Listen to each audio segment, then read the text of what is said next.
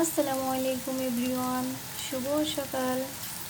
আমি সাদমান অফিসিয়াল থেকে রুমি বলছি। আপনারা সবাই কেমন আছেন? আশা করি সবাই ভালো আছেন। আমিও আলহামদুলিল্লাহ ভালো আছি।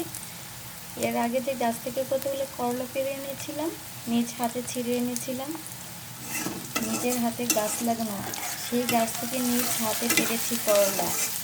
সেই করলা আজকে আবার ভাজি করে খাবো। তাতে কত শান্তি আর তৃপ্তি অনুভূতি তা বলে বুঝিয়ে প্রকাশ করা যায় না। এক অন্যরকম অনুভূতি।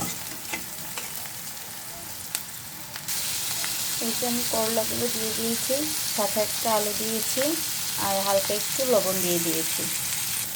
এই দেখেন আমার করলা গাছে হয়ে গেছে কত সুন্দর। এই যে দেখেন সবাই, আমার কি সুন্দর করলা গাছি হয়ে গেছে, গাছের করলা। আমার ভিডিওটি যদি ভালো লাগে তাহলে আপনারা সবাই লাইক দেবেন, শেয়ার করবেন, সাবস্ক্রাইব করবেন।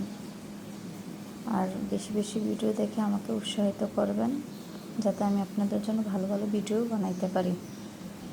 আর করলা ছাড়া যদি তিতা ছাড়া যদি করলা ভাজি করতে চান তাহলে আমার আগের ভিডিওতে দেওয়া আছে, কিভাবে করতে হয় দেখে নেবেন।